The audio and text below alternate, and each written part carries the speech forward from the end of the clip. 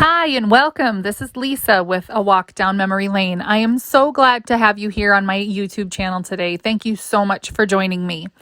Today we are making an Easter card using products from the Greetery. Some of the products are from the 2020 Easter release and some are using the 2021 Easter release. I love the Greetery that all of their products can mix and match together. So you can see here we've got the Caring Cross and we are using the palm branch way on the left for the inside of our stamp or inside of our card. They have the Botanicuts palm die. This is a new one from the Greetery. Is called Pretext sentiments. It's awesome. It's got a number of different sentiments that you can use. Wishing you, hoping, have a lovely, thinking of you at. You can do birthday, Easter, whatever. And then they also have the matching dies where you can cut the words out either with the banner, like the little notches cut out on the ends, or they have just the rectangles, which is awesome. The inside of the card is going to use that sentiment Empty Grave Full of Grace stamp. They do have a die cut as well that you can use, a matching die cut. However, we're just using the stamp today for the inside of the card.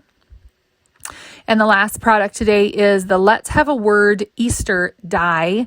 It's a beautiful font, I think like a handwritten font or whatever, that just says Easter. It's very skinny, it's very elegant font.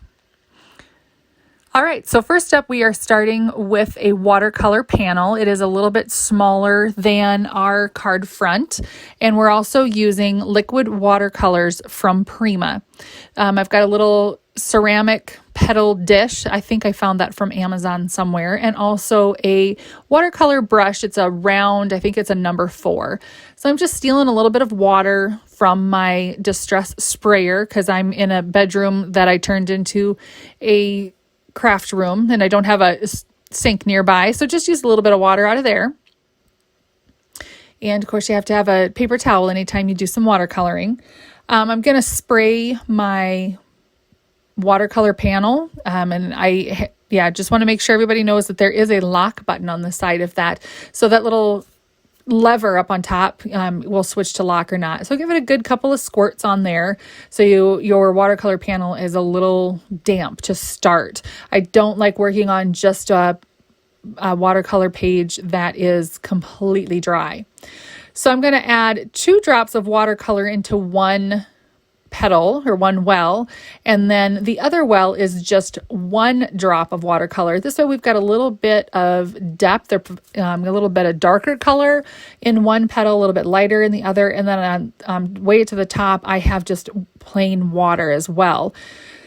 So I'm going to start off with some water on my brush, kind of get the portion of the card started where I want the lightest amount, and just kind of drop some color from my brush where that water is sitting on that card, and you'll see the color just kind of moves along wherever the water is. The nice thing about watercoloring is if there's water sitting on your paper, your watercolor, the liquid part, will only go as far as the water is. So if there's an edge where your water is, that's as far as the paint goes. So you can, even though it's watercolor, you can control it just a little bit. So here you see it's a little still watery. You can see the water move, the paint move back and forth. When I tip that in light, you can see that it's pretty liquid yet. So I'm going to hit that with my Ranger Heat It tool. I use this a lot for drying paints and water, making sure any ink is dry or anything like that. So the nice thing about this, you can tilt your cardstock a little bit and get that water, kind of chase it around with your heat tool and get it to go where you want to go. And when it's dry, then we're going to go on with our next layer. You can tell that it's dry when you look at it in the water or look at it in the light, that it is not, it's not shiny.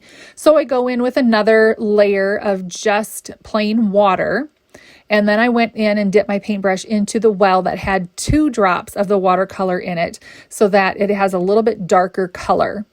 I did kind of go outside the lines on some of those spots because I want some of that darker color to go extended from where that first, for lack of a better word, the blob is. So I want some of that darker color to go out and kind of reach out a little bit further into the card than what the original one did. So I just put some water on there, dropped again some more watercolor, and kind of let it do its thing, move it around a little bit. You can see where that water makes that paint stop at the edge of that water line, which is kind of cool. Drying again to dry and set the paint and dry the water off of the watercolor cardstock using my heat tool again. You can see I get pretty close, an inch, inch and a half, maybe 2 inches away from my paper is about as far as I get away from my heat tool. And whenever I work with water, it tends to make my paper just a little bubbly or rippled or whatever. So the nice thing about this is you can fold it back and forth or kind of rub it back and forth, and it will go pretty flat. All right, so the next thing we're going to do is get out the splat box from Tim Holtz, and I am going to do some splatters of watercolor on the front of my card. I didn't want to get anything around my desk, so I put it the tall side up, and I'm going to add 2 more drops of the watercolor inside that well that I already had to. So really we have 4 drops of watercolor inside that one well. I'm going to load that paintbrush up pretty heavily with water, grab another paintbrush to hold in my left hand. I am right-handed, so hold it in my left hand, and then on my right hand I just kind of flick it against and then land kind of hitting that paintbrush to get those little blobs of paint. I wanted a few lighter color blobs of paint or little splatters, so I went in with that, and that it started out as plain water, and then as I was cleaning my brush, it has just a very faint little bit of blue watercolor on there. So now I have 2 different shades of splatters. A couple of those splatters got just a little bit dark, just a little bit heavy at the first one that I did. So I'm taking the corner of my paper towel and I am kind of dabbing at those little pieces so that it's not quite so bright and bold, and kind of pulling up some of that excess water off of there.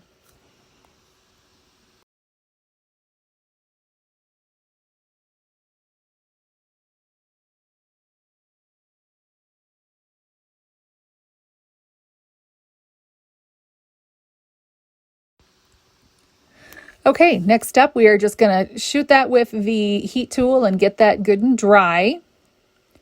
Again, there's not much water on here, so this one doesn't take as long as the original panel.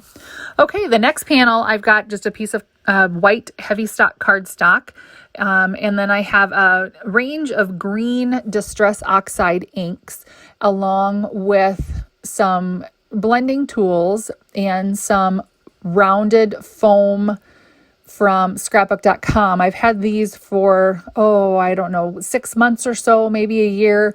I have ordered the Ranger ones, but they just haven't come in. They are still on back order, or still, waiting to get those in.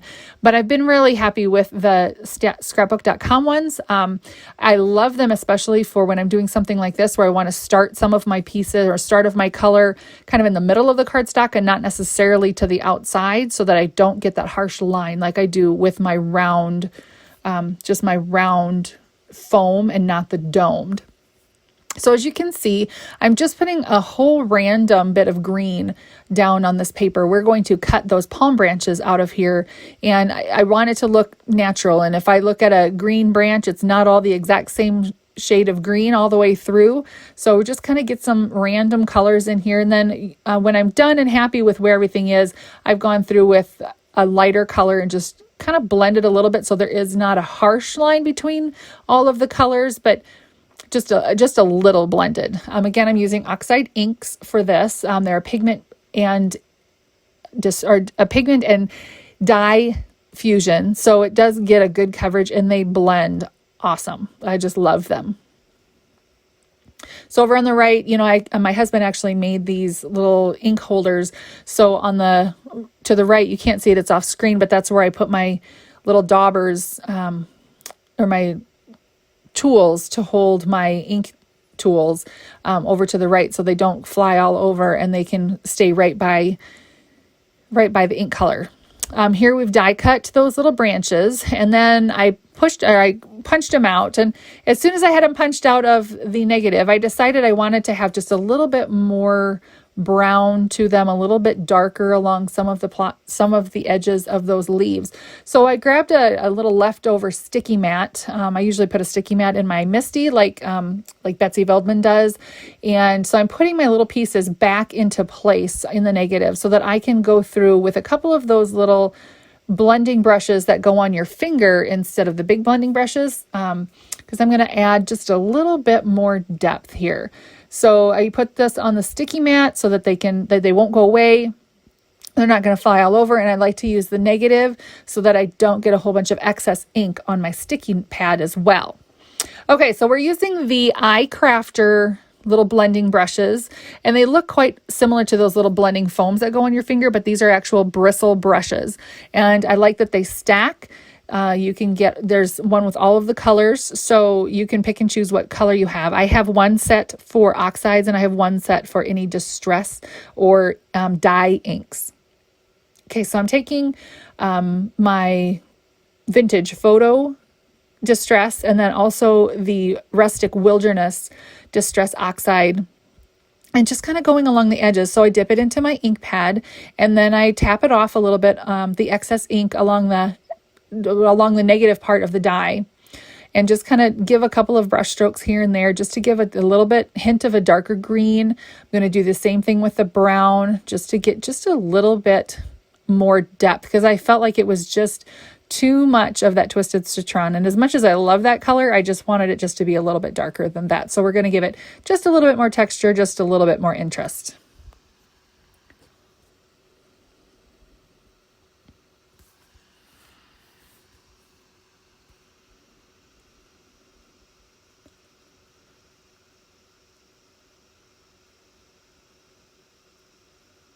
You notice I tap them off on the end just so that I don't have a harsh line for those brush strokes, so you don't see the actual bristle strokes or anything on my leaves. That will help just a little bit kind of dull that color, so it's not just a harsh color whenever I touch my blending brush to the paper.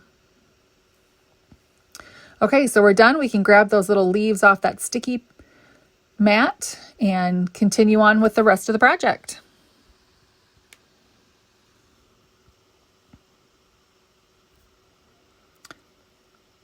Okay, so on my watercolor paper, I decided that I wanted a little bit extra on one of the edges. So I took out my Tim Holtz and Tonic Deckle trimmer and just cut the one side, just the right side of my watercolor panel. And I just cut just a very little bit off just to give that little deckled or torn paper edge to it. You can see it's very, very subtle, but I really like the look of that, just to give, again, just a little bit more interest on the card.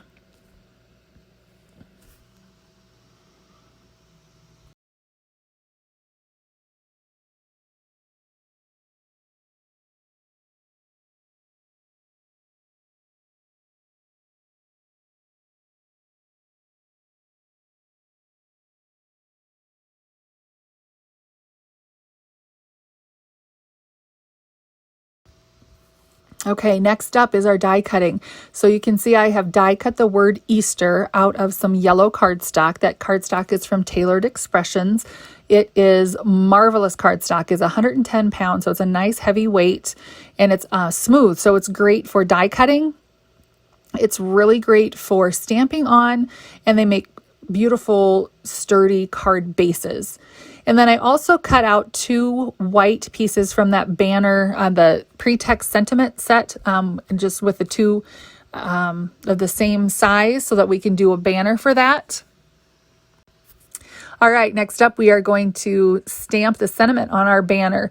I kept one of the leftover pieces surrounding what we die cut out and use that for a little bit of a guide on where I'm going to put my banner.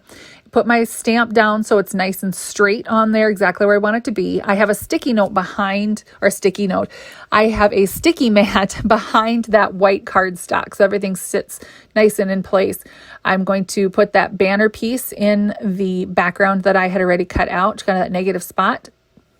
Lightly tap the ink on my stamp, swing it over with my Misty. And when I do sentiments, I usually just use my fingers. I don't try to get too much pressure when I do sentiments because I don't want those, especially clear stamps, to squish just a little bit. And then they don't give such a great impression. This particular one, I had just a little bit where I didn't like the way it looked. So I am going to stamp again on the second banner that I cut. We're going to stack these up together. So you're never going to know that I goofed up on the first one because we're just going to put that on the bottom. You're never going to know that I did that. So, and the nice thing about the Misty, I can go back and stamp again, get a good, nice impression.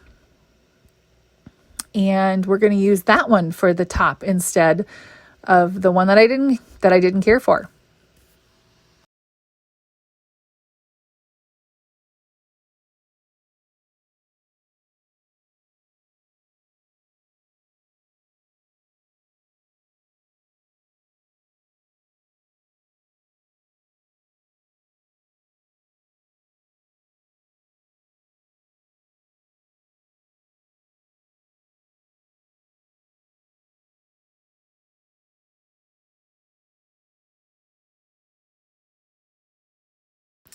All right, cleaned up my Misty and we are ready to put the card front together. So I have some Avery Elle liquid glue.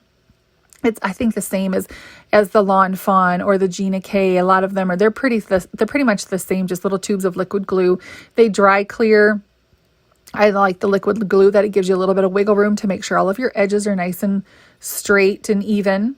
And then that little blue thing is a little glue stand by Make It by Marco. They have an Etsy store and they're awesome. I love that for this little glue that makes sure that the glue always stays at the tip. So I'm just putting a little bit of glue on this little palm branch. You don't need very much. That's the nice thing about this. One nice thing I really like about this glue too is that it's kind of liquid, so you don't need much. And it's very easy to spread around, especially on these little intricate dies. So I'm kind of find the place where I want it to go on the front of my card, give it a little tap, make sure it's nice and stuck in place. Next up, we're going to put the Easter. Oh, no, I take that back. I decided I wanted just a little bit of an edging around my card front there too. With the torn paper, I kind of wanted to look a little bit more aged. So I took what little bit of ink that I had left from putting that vintage photo on the palm branch. I used that little fingertip brush and just kind of brushed along the edges, just so it gives it just a little bit more of a vintage feel. So it's not such a harsh white line against the back of the card.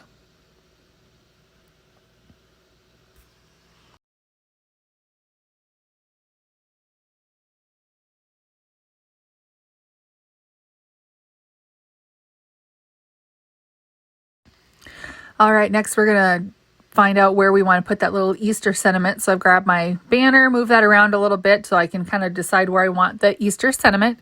Again, used that Avery Elle liquid adhesive. Just a little bit of this glue goes a long way. So I'm just kind of tapping along the cardstock, kind of where the little pieces that could catch an envelope or anything like that. And then gluing that down to that card front to make sure that it's nice and sturdy.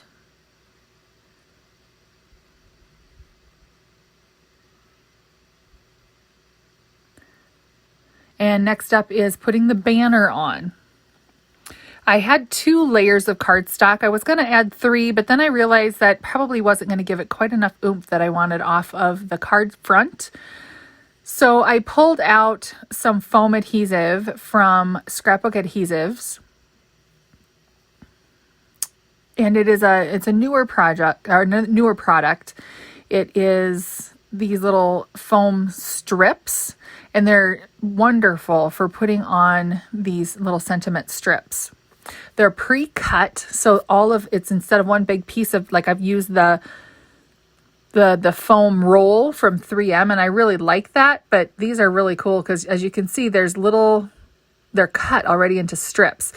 We've used this for a class this week, so I've got one piece that's cut in half and just peeled that off from that sheet, and then I just put that to the back of my banner.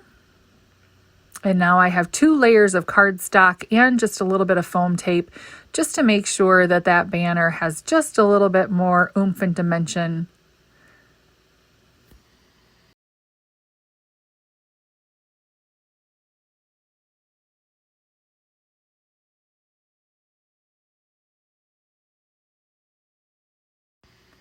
Now that we have the panel done, I have a card base that I cut to 4 1/4 wide by 11 inches tall, and then folded it in the middle there on the top.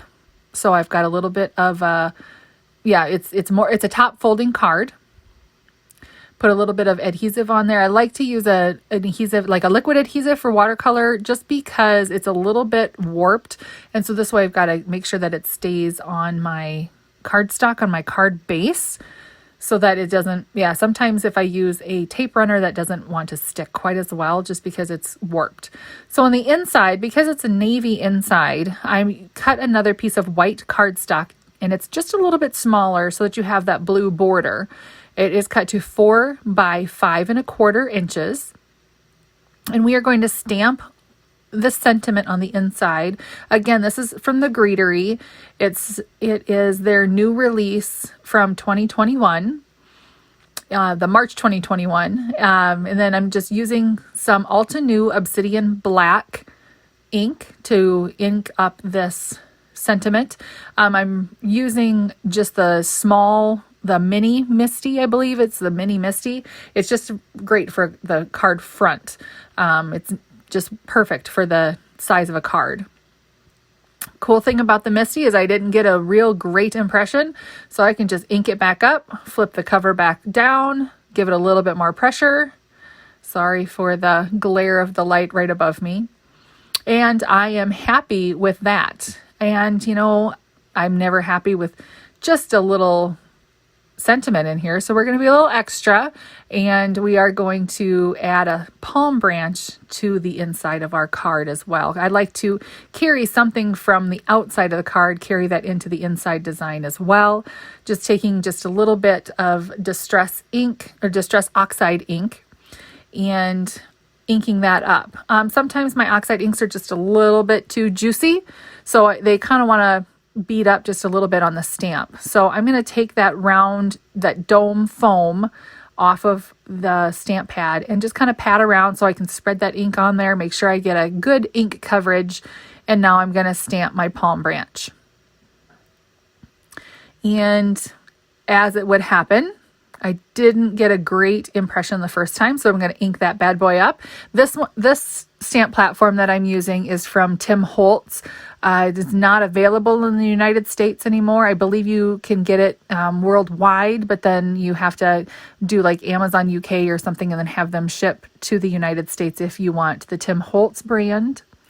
But anyway, this is the inside of our card all ready to go. So I am going to just take my ATG gun, and I am going to attach that to the inside of the card, and that is complete.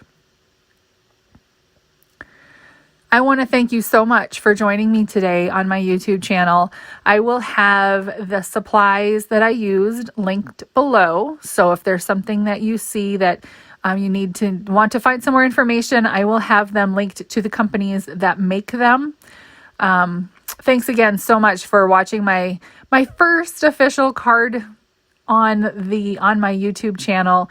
I hope you enjoyed it. I hope you learned just a little bit, or if nothing else, got just a little idea on a card design. Anyway, thanks for joining me. I hope you have a blessed rest of your day.